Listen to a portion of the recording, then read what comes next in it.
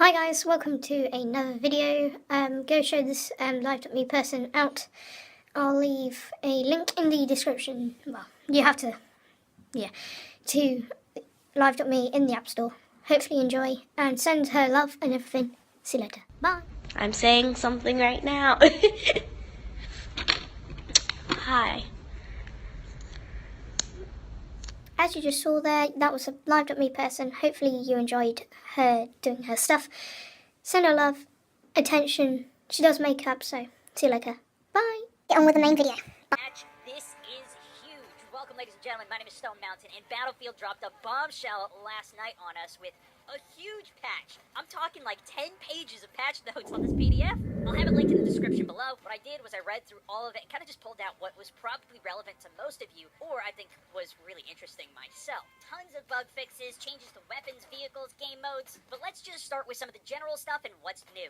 They've added customization to the home screen! You can now customize your soldier both within the customization page as well as a quick customization right on the home screen. They've also now brought back their squad leader fix, allowing you to steal squad leader from somebody who's not marking objectives. If you request an order and no order is placed by the squad leader for 60 seconds, you will become the new squad leader. Along the same lines with squads, if there are less than 3 people that have joined off each other through group or party, it will no longer automatically lock the squad. You still have the option to do it, but that'll at least give people an opportunity to join some of these squads that are already formed and let your squad fill up if you only have a couple people you're playing with. They also fixed an issue with weather desyncing for certain players where if you left the game and rejoined during extreme conditions, some players didn't even have weather where others had extreme conditions. Another super common complaint that I saw from people was that the quit game a button was not showing up after a game had ended until like the last 1 second before the map changed. That should now be fixed. There was tons of spawn fixes as well, and not all of them were super specific. They depended on the map and the mode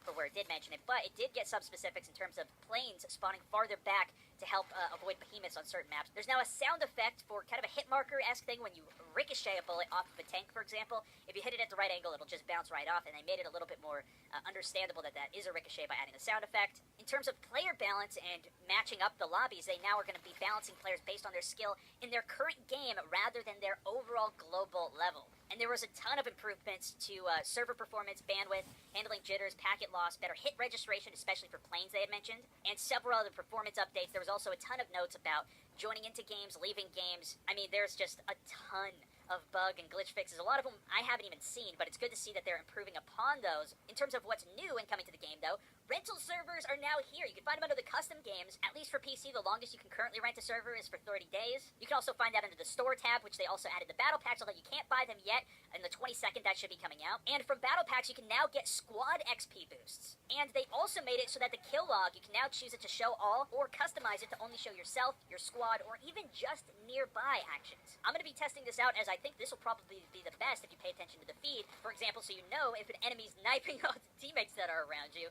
just by looking at the feed. Now let's get into some of the specifics, starting with the game modes. Operations. They've now increased the ticket count from 150 to 250 for the 64-player count and 200 for the 40-man player count, giving the attacking side much more time. But they didn't stop there. They've made it so whenever you kill an enemy who's retreating after you completely capture a wave, you'll now regenerate 3 tickets back from that rather than just 2.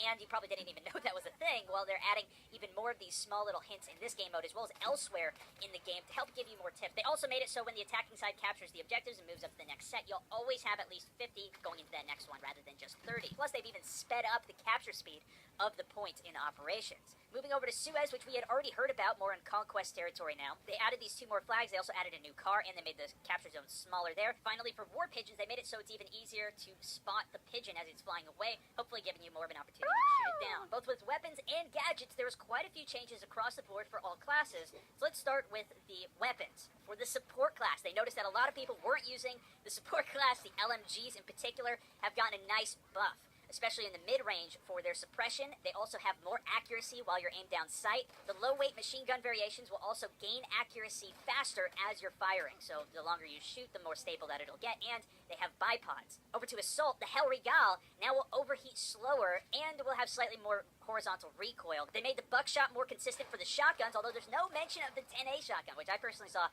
a lot of messages about that from my comment section. They've also decreased the Russian 1895 infantry and sniper variants rate of fire, so you should be able to shoot it faster, bringing it a little bit more similar to how it was in the Alpha, where you can shoot very quickly between shots. Lines up a little bit better with its animations.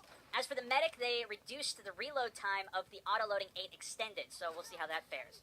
Switching over to gadgets, we also saw improvements across the board. Limpet mines are now indestructible. Drop it down, wait for the timer to go off. If somebody snipes it or tries to blow up, also now correctly displays the distance of what you're looking at. Also for the scouts, the gas and incendiary tripwires will now have 2 charges to try and incentivize you using those over the still 1 charge that you'll get for the HE tripwire. They also made some improvements to deploying the mortar and trench shield, but more specific with the mortar, they made quite a few other tweaks, including giving you now 2 smoke mortars as well on top of your other ones that you can switch between.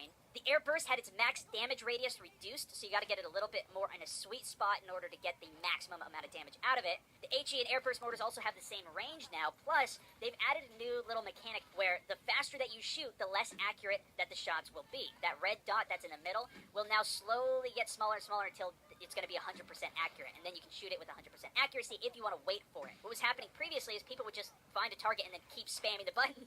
Even the animation couldn't even catch up with how fast and accurate you could shoot that. They also changed the syringe damage scale, where as you hold it down, it'll increase the amount of damage that you do until, obviously, when it's fully charged, it'll fully kill somebody. But before, you could either fully kill somebody on a full charge or it didn't do anything. So now there's a little bit of a middle ground. Was that all the updates for Battlefield 1? Hopefully you enjoyed the video, and I'll see you all later. Bye!